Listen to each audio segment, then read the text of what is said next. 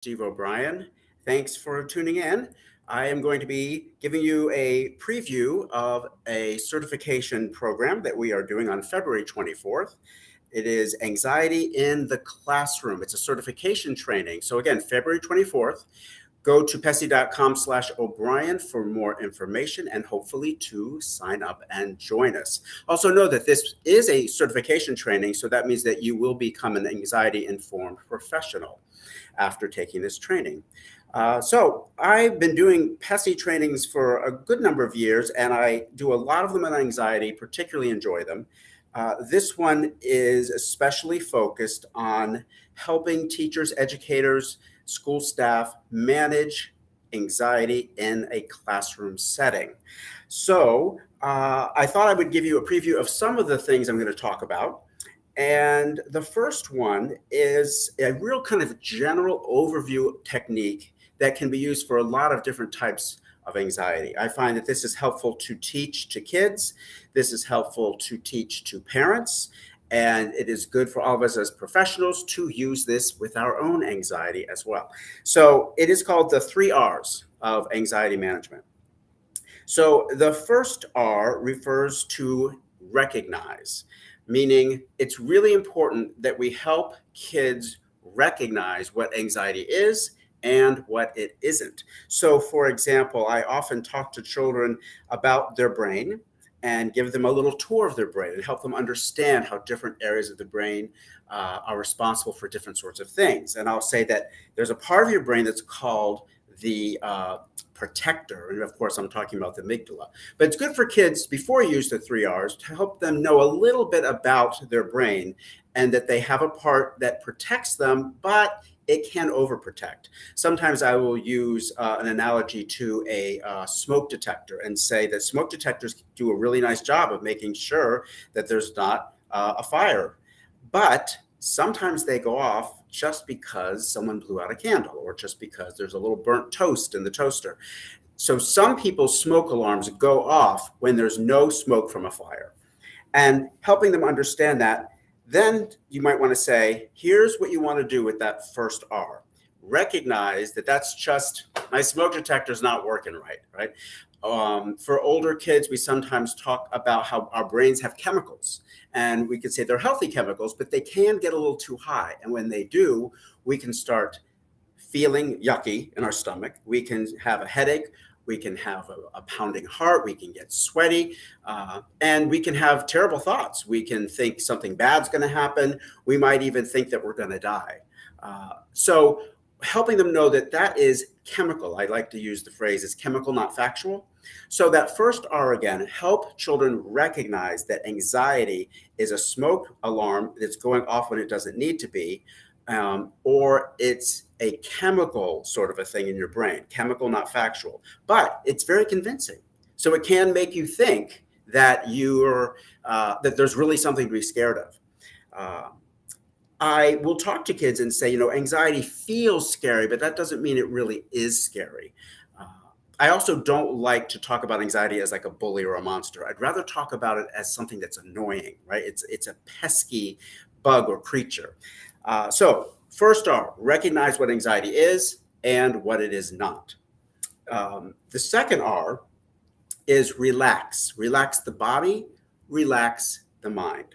And children obviously have different learning styles. We know this, but they also can have different relaxation styles. So it's really good to understand, does this child relax better through breathing, which is something that we all should do, because we know from studies that extra oxygen going up here, hitting our frontal lobe, it does help the brain relax.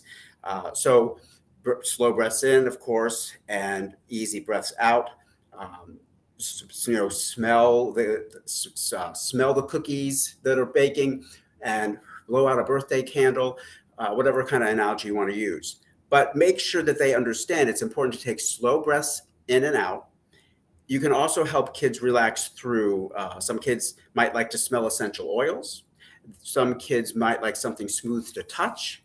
Some kids might like a little bit of soft music. These are all things that, again, kind of correspond to how does this kid best relax.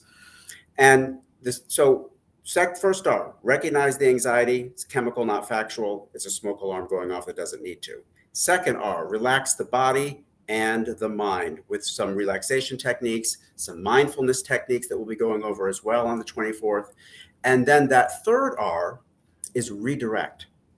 And by redirection, what we're really talking about is taking any remaining anxiety kind of energy and redirecting ourselves into either something that's productive or something that's distracting. So, for example, if a kid is really, really worried about an upcoming test and they think they're going to fail, so right away we've got recognize that thought, because again, those chemicals can also make us think things that aren't true. That's your anxiety making you think you're going to fail.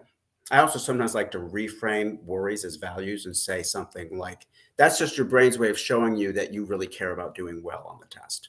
So again, it's recognize that's anxiety, relax with some breaths, maybe something nice to touch, maybe something to squeeze and release the tension.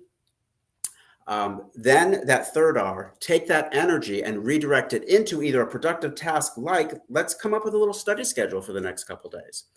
Now, often that won't be possible because either it might be a worry that you can't do that with, like something kind of irrational, just afraid the sky is going to fall. But sometimes it's also not practical because maybe they already have studied enough, but they think they haven't. So in those cases, the redirection goes toward pleasant distraction. It's like time to play a game. It's time to go outside and play on the swings. So that is a way to really get them to move away from it. Because what we have to be careful about when we're helping kids with anxiety is not get sucked into the content very much. We do know now that talking too much about the content of a kid's anxiety can actually strengthen it. It's much better to talk about the anxiety itself rather than what the kid is worried about. That you just talk about very briefly. I understand you care about your tests, you're worried about it, but that's because you care. But it's not going to help to start going on and on about how they're going to do well and they don't need to worry about it and they've taken this kind of test before. None of that really helps. We like to think it does, but it doesn't. I like to sometimes say that you can't reason with the cortex when the amygdala is on fire. So instead, it's much better to just say, that's anxiety, okay? Recognize that. Let's now relax the brain and body with some techniques that we just discussed, for example. Now let's redirect into a productive activity that may address some of the worry, for example, or a pleasant distraction. Kids with anxiety tend to need more mental food. They often need more to think about. So sometimes it also helps to redirect them into like, hey, you know what? Tonight we're going to go out for grandma's birthday. Let's think about what kind of restaurant we should go to. What kind of food do you think she might like?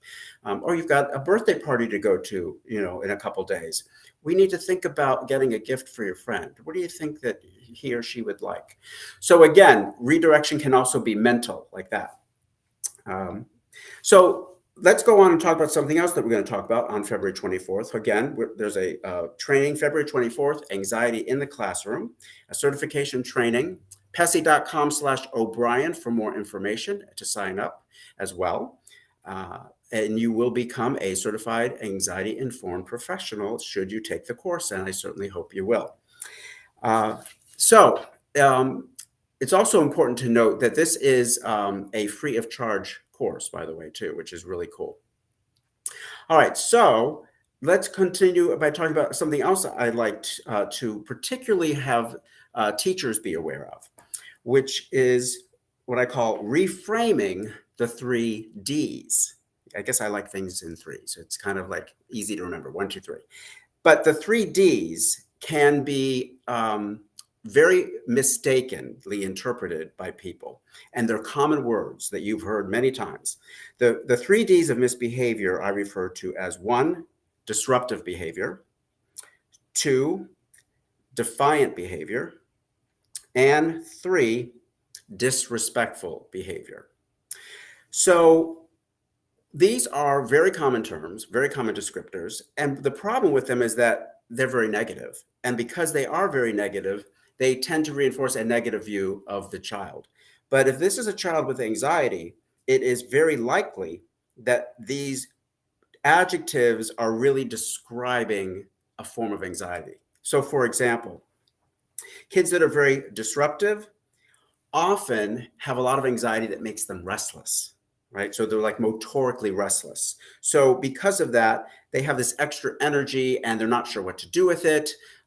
And for those kids, it can really be helpful to provide more movement breaks. Have this kid get up and help the teacher pass something out, for example, and then return. Uh, this is the kind of kid that might need to be able to have a standing desk or to have a couple fidget items, not noisy ones, that can help with some of that restlessness. The second D, defiant behavior, which is never fun. We need to keep in mind that that kind of behavior is often due to a need for control. Remember that kids with anxiety, many of them feel out of control and they want to feel like they have some control. So obviously a defiant kid can't give enough control to run the classroom, but we can probably increase their decision making or their option in some way. So thinking about how can we help this kid decide, do they want to do read this first, or do they want to write this task first? Do they want to help with this task in the classroom, or they want to help with that task in the classroom? Do they have a preference for what kind of game we might play today on a break? So for example, if you can give these kids a way to feel like you have input, they are much less likely to be as defiant. And so it's really important that when you do this too, you have to kind of assume that some benevolence, meaning if we personalize kids' behavior in the classroom, we're going to get much more upset, which is what often happens, particularly with this third term, disrespectful. We tend to think of kids not being cooperative, not following directives as, again, not just defiant, but often disrespectful, especially if they say something that we would consider, rude. But what we have to keep in mind is disrespectful behavior that's anxiety-based is often a form of significant frustration. And that may take the form of eye rolling. It may take the form of, yeah, right. And it's very easy to get upset, right? It's not that those are pleasant things we want to hear from a kid. But if we see it as disrespectful, we're going to personalize it. We're going to come back in an authoritarian manner. An authoritarian approach is where we're just, that's it. It's what we say and do, and no options, and I don't want to hear about it. That kind of shutdown or attempting to shut them down doesn't work very well, right? So either they come back at you, and now we have this power struggle going on, or they may comply, but there's going to be something that they do later to kind of now they're kind of resentful. So this tends to bypass that. So again, the 3 Ds of misbehavior that are disruptiveness, defiance, and disrespectfulness. They can be thought of differently. Reframe disruptiveness as restlessness, reframe defiance as a need for control, and reframe disrespect as frustration. And if you can do that, provide movement breaks for disruptive kids, provide more options for kids that are defiant, and disrespectful kids really need outlets for this frustration. They may need some validation as well. They might need just some comment like, I know this is hard, or I know this is irritating or annoying. But helping them then take a couple breaths can really help. Validation can go a long way with those kind of kids. They feel understood. Sometimes we may be able to give them an alternative, like, I know you really want to do this today, but we do have it on the calendar to do tomorrow. For now, take a couple breaths. I know it's frustrating, and we're going to do something else today, and we're going to do what you'd like tomorrow. So those kinds of approaches hopefully do help the classroom interactions between teachers and kids be better. And that's important too, because we have research that shows that when kids feel good about their connection with their teacher, when they feel, in other words, that their teacher regards them well. And that doesn't mean a teacher never, consequence them. Of course, limits and consequences are absolutely necessary. But the teachers that connect well with the kids and help the kids feel regarded tend to be kids that are more cooperative over time. And they also tend to do better both emotionally and academically in the classroom. All right, so I would like to wrap up with one other point, and this one is kind of, I have to admit, a little bit of a pet peeve of mine. I really encourage teachers to rethink behavioral systems. You know, those systems that are about, you're on red, you're on blue, your card is moved up or down. You know, we have become, I believe, a bit of a hyper evaluative society. We evaluate everything, right? It's like you leave the grocery store and it's like, how was your experience at the, Publix or Whole Foods or wherever? And it's like, it was good. I got my food, So sometimes we're doing that with kids, I find too much. So for example, when we use a formalized feedback system every day, you know, what that can sometimes do for kids with anxiety is make them feel like they're in a minefield, because at any point, now I'm not doing well. It's kind of would be akin to us as adults having our employer tell us that you were doing really well today at work, but you made that comment in staff meeting, and so I'm demoting you and I'm telling everybody. That would be awful, right? Well, it's kids are self-conscious too. So what I propose as an alternative is to help teachers give more informal feedback to kids. Like, I'm noticing that you're moving around a lot today. What do you think would help you focus? Rather than all of a sudden, boom, penalize them. Now you're on this level and this gets reported to a parent. The other problem with daily reporting to parents like that is that it's kind of like checking the stock market every day. It's not really a good idea. You want to look for trends in children's behavior. So you look at, how do they do over the week? How do they do over 2 weeks? How do they do over the past 2 to 3 to 4 weeks? And I'm much more comfortable giving more formalized feedback in longer intervals. But daily feedback can be given much less informally in a one-on-one basis without an audience, so the kid is less self-conscious, or at least in a more subtle way, so that so much doesn't ride on how did they do that day with that particular feedback descriptor that sometimes ends up giving them more consequences at home from a not very happy parent. So it's softening the system, kind of elongating it, making it more informal along the way, and using the more formal labels, descriptors, progress reports, if you will, every week or 2 or 3 rather than every day. Because again, we don't want to do things that are out of line with child development. Child development is not a perfect linear progress, as we know. So I hope that you will join us on February 24th, Anxiety in the Classroom Certification Training. This is a free training, time-saving strategies for challenging classroom issues. Take the course and become an anxiety-informed professional. PESI.com/O'Brien is where you go to get info and to sign up. I am Steve O'Brien, and I really hope that I will I know it's a webinar, so I'll say see all of you there. Have a good rest of your day.